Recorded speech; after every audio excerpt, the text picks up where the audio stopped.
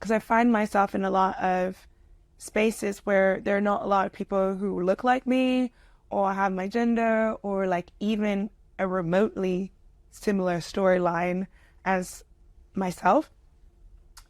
And I really try to lean into what I tell other people, you know, who look up to me. It's like, it's okay to be other. It's okay to be alone. It's okay to even be the first. All that's fine. It's human. Be afraid, but do it anyway. Be afraid, but do it anyway. And I mean, if I wasn't going to do it anyway, I can be sitting here telling you today that, you know, I'm a producer or a DJ, even product design. I got into product design later in life, in my 30s even. And the same thing, I was like, okay, I know I have this interest, and I had to go back to school. Basically, I did a training, and I'm in this program with like all 22-year-olds, you know, kind of thing. And I'm like, man, I'm like a decade older than everyone here. Welcome to the Seen and Heard podcast, helping you enhance your connection, evolve your mindset, and emerge confidently as your true self, living a life feeling aligned, activated, and energized. I'm your host, Pruaja, international photographer, motivational speaker, and alignment strategist. Did you know much about Oliver Tree beforehand, or? I'm not his demo. Not his what? I don't think I'm his demo. Yeah.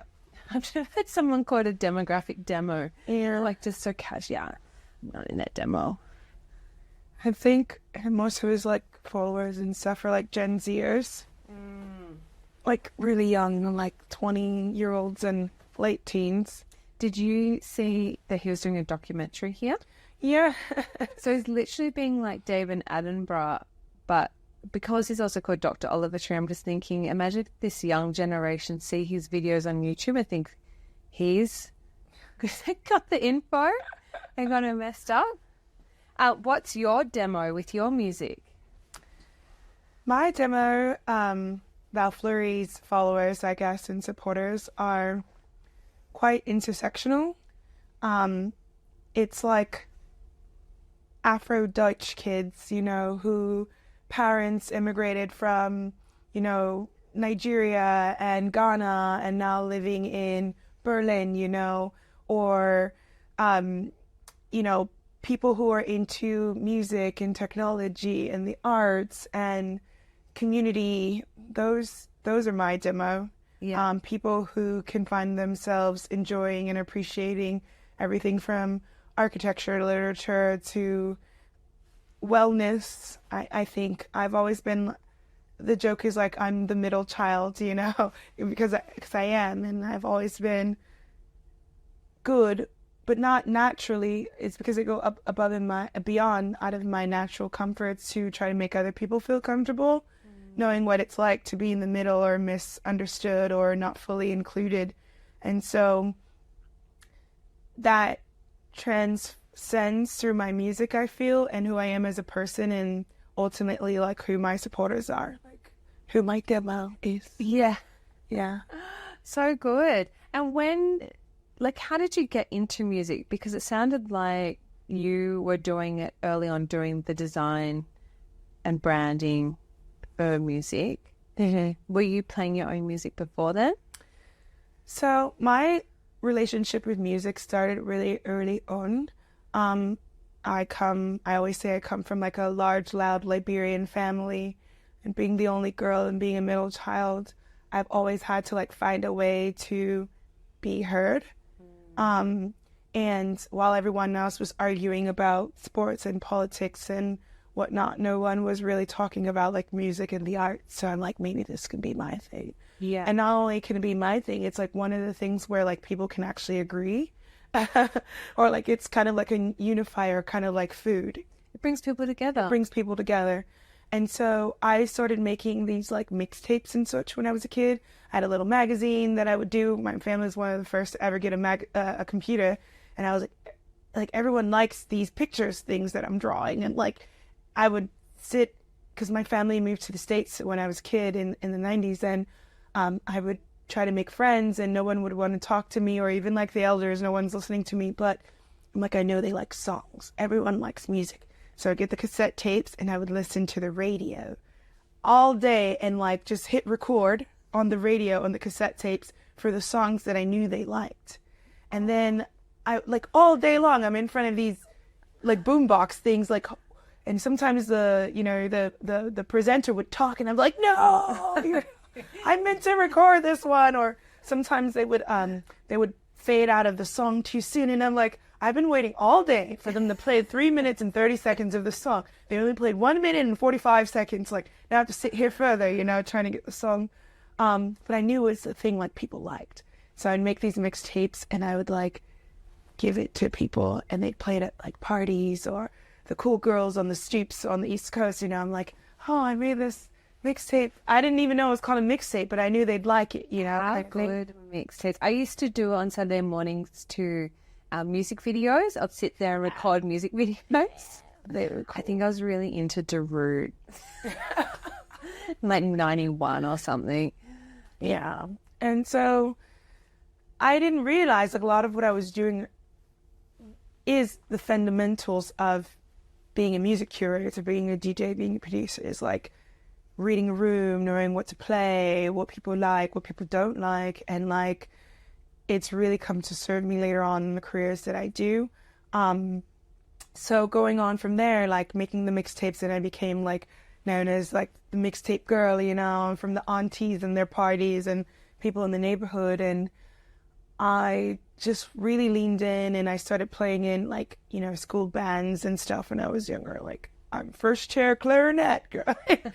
And then into learning to play guitar when I was in high school and joining bands and recording and touring. Like I had a whole nother life before electronic music. And so people who know me from that life, like Warped Tour, post-progressive, post-punk, when they see me now, they're like, what the hell, Wow. Yeah. You did have a whole other life. Yeah, but at the end of the day, it's still what like brings people together and makes people smile and motivate them, and it's kind of been my thing.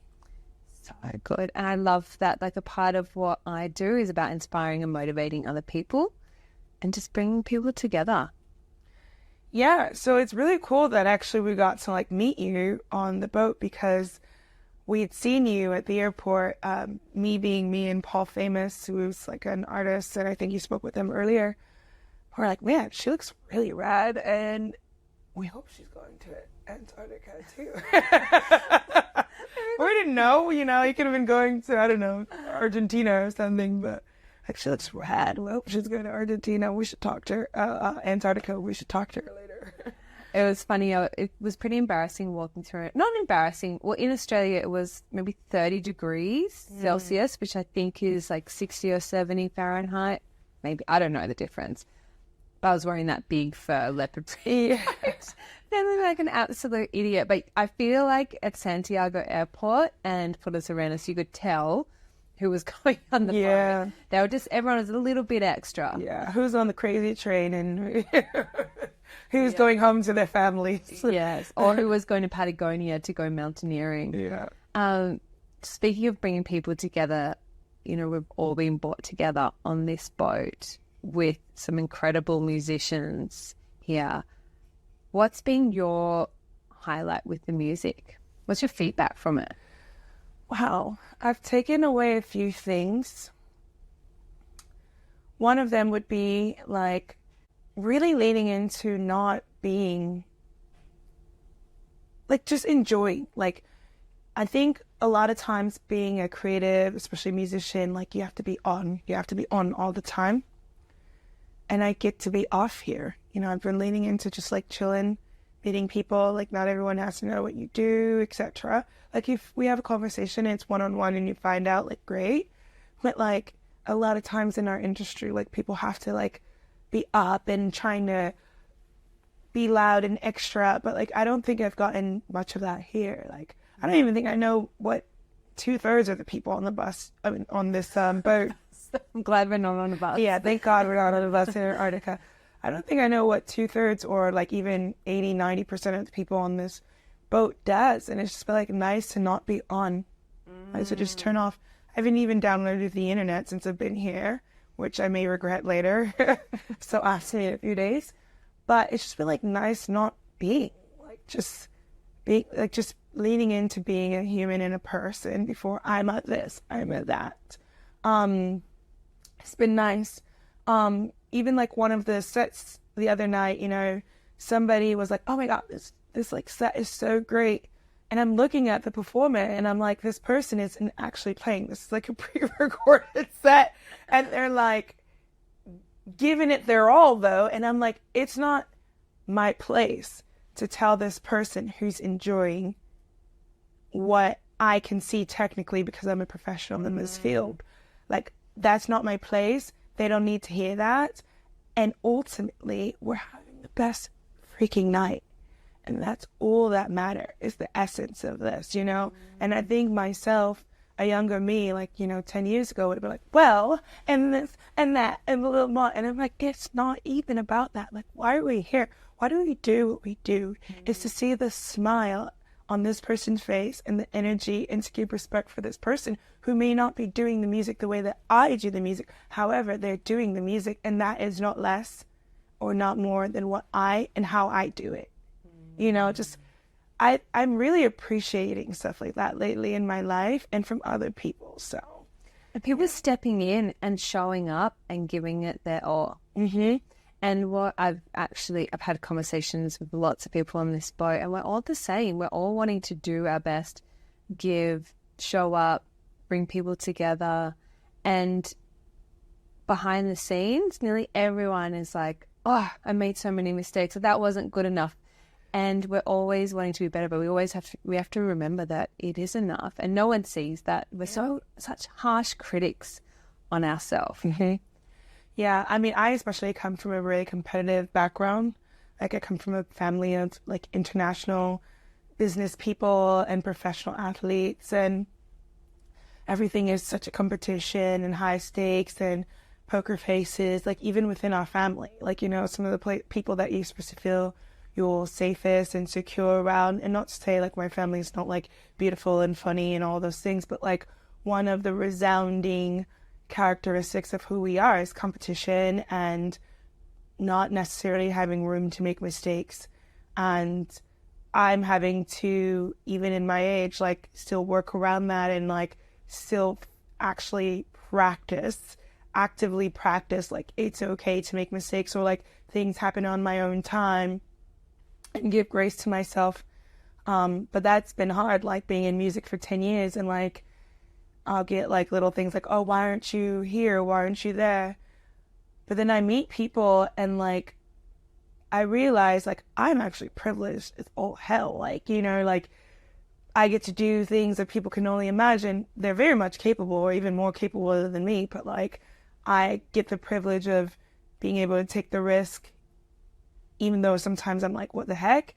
Or who knows, there might be someone after me that's been doing it for 20 years and being like, I wish I could do what she's doing, kind of thing. And everything just happens in your own time, or like how much you want to put in or get out of it. So, yeah.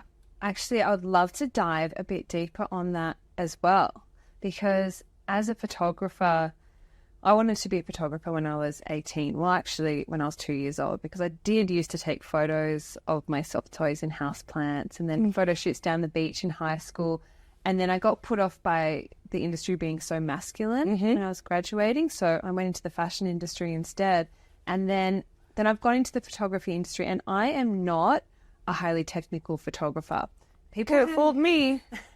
Could have fooled me. But people hand me their like brand new state-of-the-art cameras, and I'm like, I don't actually know how to use it. It's like, can you just put it in manual? Where's ISO? And the real basic stuff. So, or they're like, what camera should I buy? I'm like, I actually don't know. I just always get the best one that there is. I shoot on Canon, and then I just go with that. I don't really, I'm not too technical. I'm technical as in lighting, but, you know, I don't use a light meter.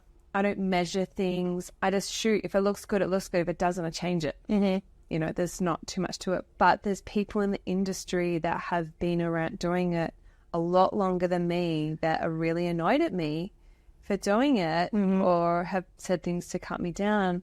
And it's like, I just chose and decided that this is what I was going to do. And I've had to sacrifice things and I've had to work hard and I've had to step in it and I've had to do scary things and ask scary questions or ask favors of people to be able to live my dream life. Like, you really have to take risks, and you can do anything and be anyone that you want to. But if you're going to sit by the sidelines and judge what other people are doing instead of actually just going for it. Yeah, I agree. I totally identify with what you're saying. Like, maybe even 8 years ago, I was like, I want to become a producer, not just a DJ. And again, my industry still to this day, there's a lot more women, but still predominantly male. And on top of it, just having the presence of more male, it is a boys' club. It's like specifically engineered to benefit men, the industry that I am. And like, people don't talk, people don't share information. It's been the women mostly. Initially it was catty, but like, I think it's become a lot more collective with the women, where we're talking about like, I learned this thing, like, let me show you, or like creating organizations who are teaching each other how to like do production, or like how to advocate for yourself, or like book each other, or if I can't do a job, like, you need to recommend 2 other women who can, if you can't do it for any reason. Like, we've had to come and like find support and create safety nets and resources for ourselves. And I've also had to look at like some of the younger people in the industry for help, because they're a little bit more closed-minded than going to like some of the people that I looked up to in the industry. Like, right now I've been on this kick for the last 5-6 weeks of just like, I need to make a song a week, and getting into it like I'm an athlete, like leaning into some of like what I've known from my family, believe it or not. And like, okay, they're training, 3 times a week or a lot or more. Okay, then you need to sit down Monday, Wednesday, Friday and like ask questions, and being afraid to ask the wrong question or not the right question. But I've been finding like it has been taking some of the younger people who are like, I'll sit down and I'll show you. It's not about the competition per se, or just because you know this information doesn't mean it's going to fall out of my head now because I've shared it with you. Yeah, it strengthens it. Yeah, a bit. And then like me going in and being extra, where, okay, I've learned this thing, so now I'm telling 2 other women, or 2 other people of color, or 2 other people who are less representative in our industry, to like get them empowered and on board too. But I think where a lot of people fail outside of wanting to do it is like creating actionable steps to get there, and not to say like this is going to be the way, the steps forever, but it's like, I want to be this photographer. What does that mean? Maybe I'm going to watch 3 YouTube videos, which cost you nothing today, that talks about photography or whatever. Okay, I don't have a camera, but I know I can go to that camera store and like ask questions to the people that like, literally that's how I started. I had no money.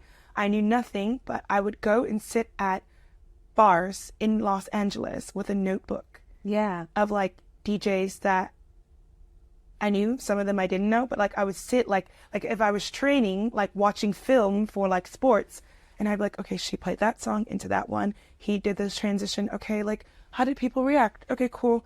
So, okay, then there's something here. What can I take out of it? I know money and DJ equipment is stupid expensive, but I knew that there was a guitar center in Hollywood, and you can stay there as long as possible, and they can't technically kick you out. Oh, cool. Yeah, so... Always got an announcement. Good afternoon, ladies and gentlemen.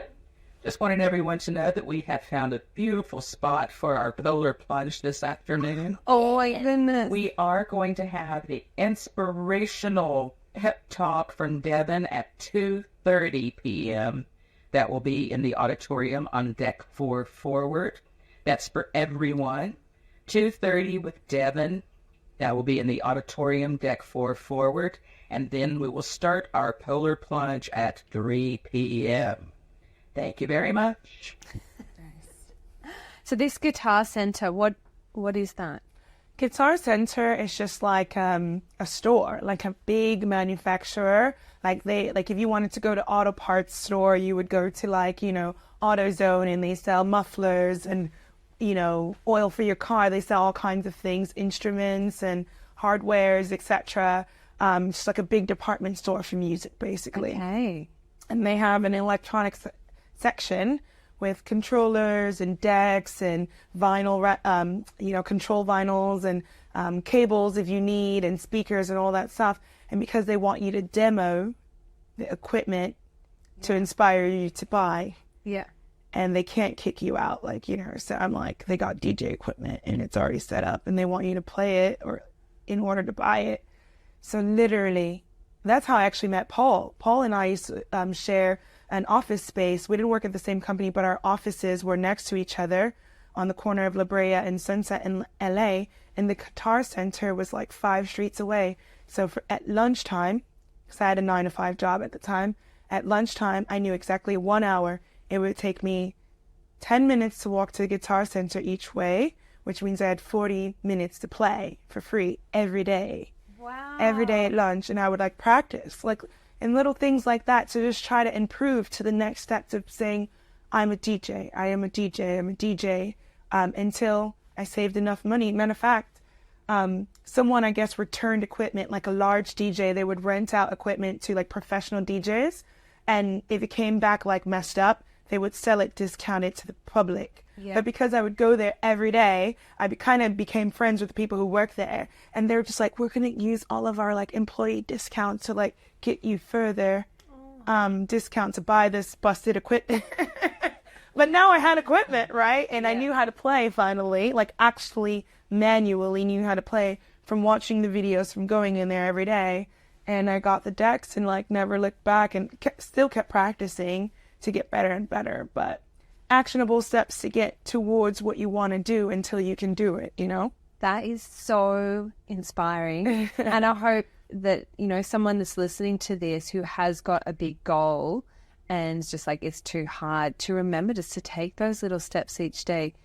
Get up an hour earlier, use your lunch break, and those little tiny bits, 2% each day, it adds up. Yeah. And that's how you get there. 100%. Yeah, instead of sitting there and going, oh, that person's privileged, their parents bought them all that stuff, or they can do that because of this. Well, actually, I started from nothing. I bought my first, I didn't even have a camera when I graduated, because I used the uni camera, and I had my daughter while I was studying. So I had a baby, was studying to be a photographer, didn't own a camera, borrowed camera gear, bought my first lights off eBay for $400, but each time I made money, I put it back in. Exactly. Never got a loan, and just kept learning, kept going step by step each day and getting confident. And it took a few years though. What's this thing around not feeling you can say that you're a photographer or say that you're a DJ?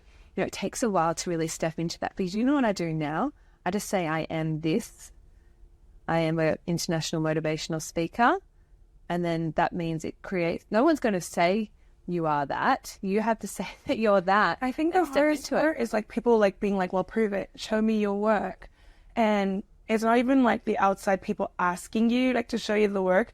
That's a responsibility on you now to be oh, I got to do the work. Yeah, well, and it's a motivator. Well, scary for a lot of people. Yeah. But if you truly want to do something, then you can do it. 1,000%. And you got to make yourself work for it. So if I decided I wanted to be a DJ and I got booked for a job, I know I would dedicate every day leading up to that job to getting it as good as possible. And I might make mistakes, but I'm going to learn from that and be better the next time. You got to start somewhere. Yeah. I always like to say, because I find myself in a lot of spaces where there are not a lot of people who look like me or have my gender or even a remotely similar storyline as myself. And I really try to lean into what I tell other people, who look up to me. It's it's okay to be other. It's okay to be alone. It's okay to even be the first. All that's fine. It's human. Be afraid, but do it anyway. Be afraid, but do it anyway. And I mean, if I wasn't going to do it anyway. I can be sitting here telling you today that, I'm a producer or a DJ, even product design. I got into product design later in life, in my 30s even. And the same thing, I was like, okay, I know I have this interest, and I had to go back to school. Basically, I did a training, and I'm in this program with like all 22-year-olds, kind of thing. And I'm like, man, I'm like a decade older than everyone here. And like, I had to do an internship even. And I'm like doing this internship with like people I'm much older than. But I'm like, okay, be afraid, be embarrassed, be nervous, but do it anyway. You still have to do it. It's fine. Hell, be double nervous, but still you have to do it, son. You have to do it anyway. And with also the hopes that like, maybe if you do it and people see you who are afraid or maybe look like you, it'll make it easier for them, or there will be more people. So yeah, it's not just for yourself, but it's to show others as well that they can do it too. Yeah. And that's something that I put together a few years ago.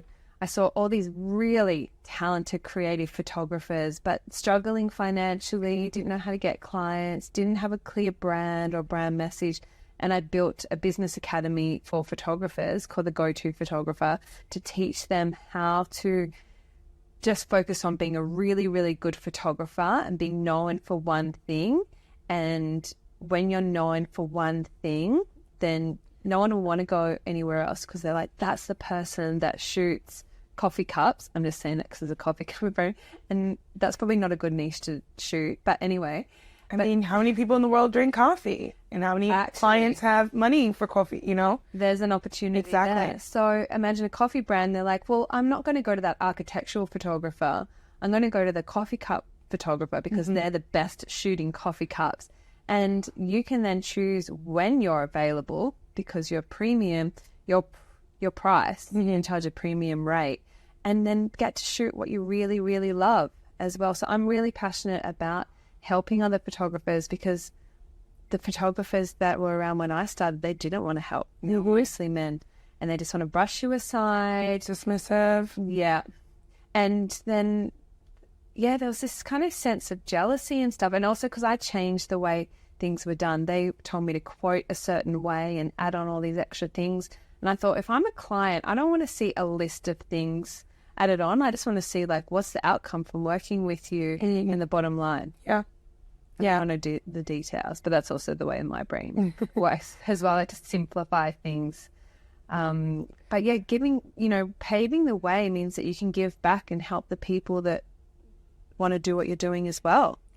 Yeah, I definitely agree with that. When I first started, I was trying to be everything for everyone musically. And I think it gave me good training, like being an open format DJ. Like, I can play polka into punk rock, into Madonna, into like Fela Kuti, if I want it, and do it very, very well. Yeah. But it burned me out. The minute that I experienced that burnt out and did some self-reflection, like, who am I? What do I want to be? What is my lane? Or even what are my lanes if I don't want to pick a lane? Like, what are my lanes? And really invest into like that for myself, the narrative, the branding, all of that. It gave back to me exponentially, like almost doubly in a short period of time. And, me being able to be like, oh, what kind of music do you do? Oh, I do techno and house with a West African accent. Yeah. It took me a long time to get there. And I think the quicker that I was able to pick my lane or like my brand may have helped my career further faster. But again, everything in its time. But I do try to encourage that with like the other DJs, producers, musicians, creatives in general that I like mentor or that I speak with. Like, you can change in 20 years what that narrative is for you. But like, what is your thing now? And hone in on that. And that is, get booked for that. Get booked for that, or reach out to people like, I do this or I am that. And then, if they're like, oh, but do you also do B and C? perhaps you do B and C, but like your thing is A. You don't talk about B and C on your social media or on your website. Exactly. I still get booked for all sorts of random jobs, and if I have availability and it's easy enough, I'm like, yeah, I'll do that. But I'm not going to be like, hey, I also went and shot this restaurant the other day. Yeah.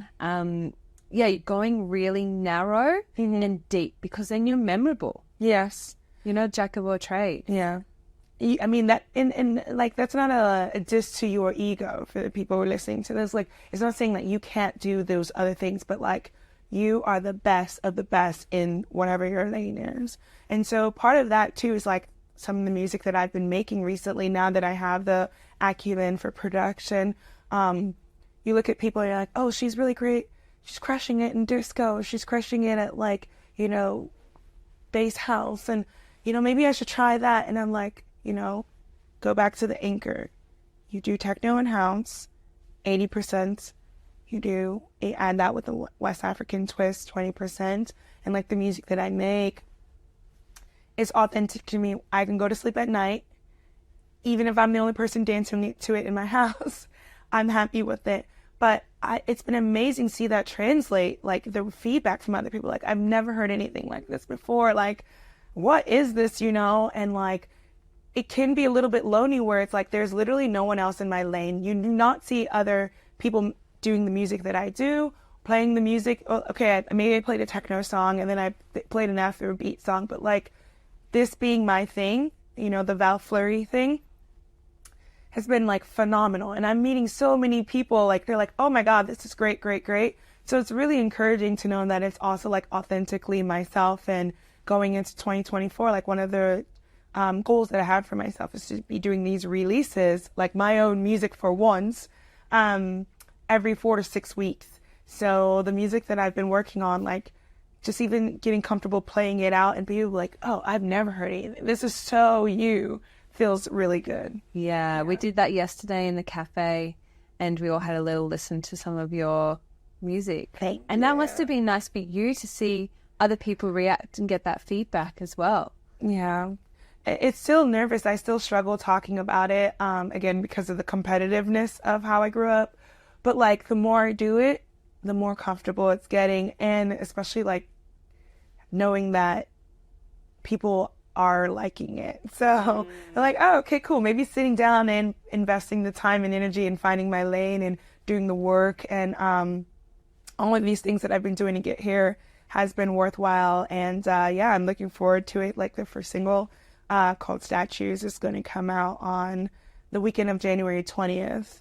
And yeah, it's just like seeing even people trying to Shazam it sometimes when I'm playing it out. Like I sneak it out into sets sometimes, various songs, and you'll see people trying to Shazam it, or sometimes they'll come up to me afterwards, gigs, like, oh, I'm trying to find the song. What is that? And I'm like, you're going to hear it next year, you know, kind of thing, or in 2024. So yeah, excited. And where is it going to come out? Where can people find it?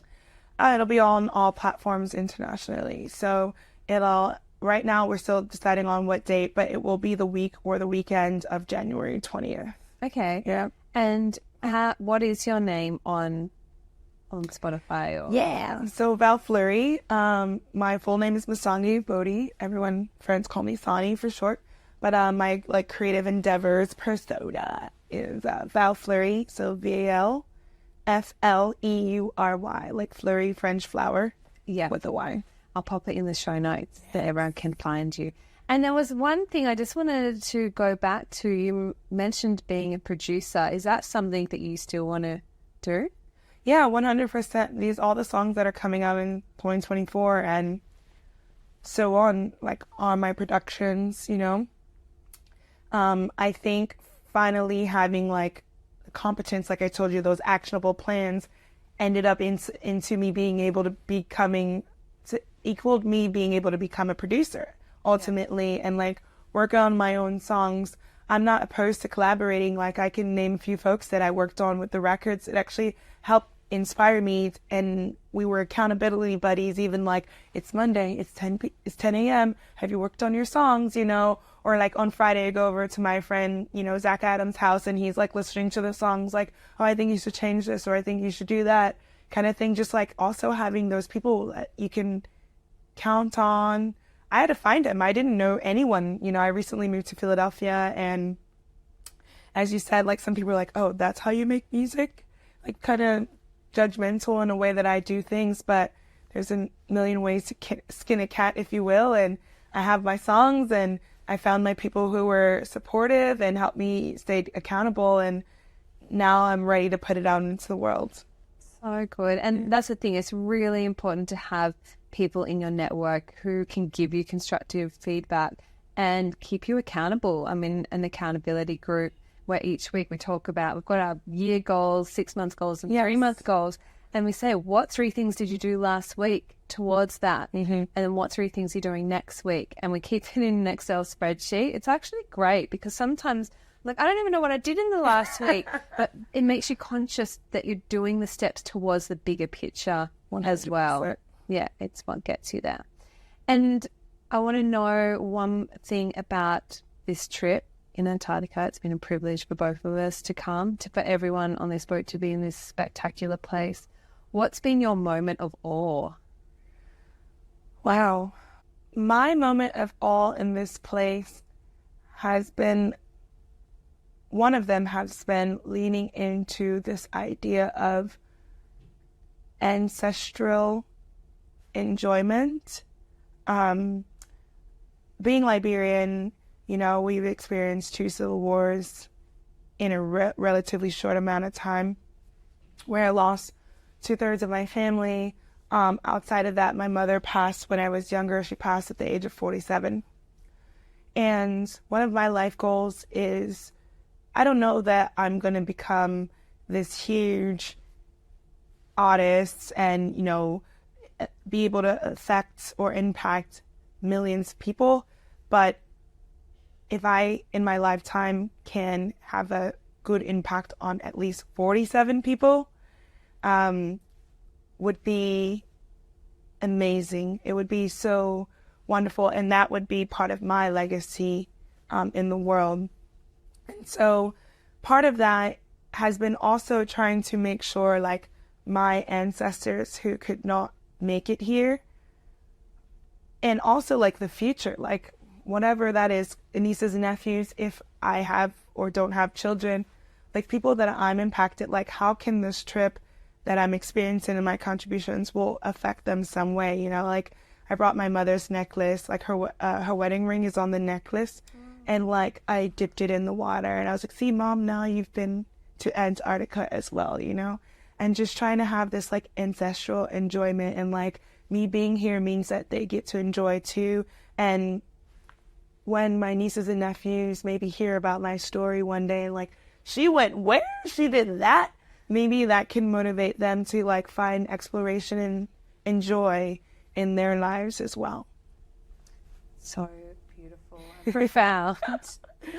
Thank you. I feel like I know for sure that everything that you have shared right now is going to inspire and motivate more than 47 people. Thank you. Your job is done in one day, in like half an hour. So I see so much for you ahead, and I love it when people tell me their dreams, because it plants a seed in my head, and I'm a big manifester. Like, if you tell me you're going to do something, I create that vision of you doing it, and I see that. Oh, awesome. Yeah, so we're calling you up regularly. So the more people you tell, like, obviously the right people that aren't going to judge you by that, or, you know, people that do dream big and believe. And I really wish for everyone to be able to have that and do that. And I hope that's what this podcast does. It's called Seen and Heard. So to really give people the confidence to be seen and heard, and step into their power and own their gifts and share and inspire others to do the same. Yeah, it's very important, especially on the community level. Like, definitely start within yourself, but I really try to, like, lean into, like, how does this affect other people too? And again, I don't know if this is the middle child thing. I don't know if this is being the eldest daughter kind of thing, but outside of myself and being seen and heard, like, coming from the smallest country that no one has never heard of, and, like, trying to take up space, especially for, like, my people, my compatriots. Like, we've just been lately I teamed up with like 7 other people, because sometimes like doing what we do can be lonely. And when you find like the people who are also doing similarly, we decided to come up with a summit that's in Liberia every December now, called Up Next Liberia. And it's like, how can we be seen and how can we be heard when we're in, you know, industries like culture and innovation and business entrepreneurship, for ourselves, knowing that there's been a blueprint for other countries like Ghana and Nigeria. 7-8 years ago, no one was talking about that. Now everyone's like Afro-Chella and Afro-Future and all these festivals and fun things. And you hear it in the music, you hear it in award shows, Grammy Awards and things like that and beyond. And I'm like, how do we not get forgotten? How do we step up and make sure like there's visibility and representation for like what we contribute, even though we're like the underdogs and small? And sometimes it just takes like a few people to begin. Definitely. That will be an impact. So I've also been working on that as well, and it just happens, and we have a whole nother year, and man, just looking at the footage and seeing the feedback from what we're starting, it's just so exciting to know that there's going to be more and more in the future years. Yeah. I'll share information about that as well. I'm so proud of you, and I'm so grateful I got to meet you on this trip. Likewise. So good. I remember you were sitting in front of me on the plane from Santiago, and I was like, is she going on the trip? She was really cool. She's making music. Is she one of the DJs? And then it was scary for me to ask you. Remember, I was standing behind you. I was like, are you going to Antarctica too? Yes. Sometimes, again, being scared and doing it anyways, you know? Yeah. And now, like, look at us. Like, I'm so glad you took that step. And, I eventually would have found you for sure. Because we had it out for you. We're like, we're going to talk to that girl. We're going to find her. So, likewise, like, like-minded energy and just a little bit of, like, motivation. Yeah, I'm excited to cross paths again and stay connected and hang out again. Thank you. Thanks so much. If you're yearning for an adventure that transcends the ordinary, picture yourself surrounded by the awe-inspiring beauty of places like Antarctica, sharing moments with incredible individuals. Insider Expeditions will take you there. I have a very special discount offer for you as a valued listener in the show notes for upcoming expeditions. So seize the opportunity to embark on an adventure that promises not just a trip, but an experience of a lifetime, just like this one. And I might even see you there. Remember, just like today's guest, the world needs your gifts. So shine your light, own your power, show up, and be seen and heard. If you're now feeling inspired and motivated and believe this episode can inspire someone in your community, please hit share on your favorite social media platform. It truly means so much to me. Each month, I also choose one podcast listener that writes a review to receive a special gift, a personal one-on-one align and energize strategy session designed to get you back on track to living your best life. To find out other ways you can work with me, head over to pruaja.com, where you can find links to my upcoming photo shoot tour dates, coaching, mentoring, and my upcoming retreat in Byron Bay. Or if you're looking for a motivational speaker for your next event, I would love to help you out. Thank you.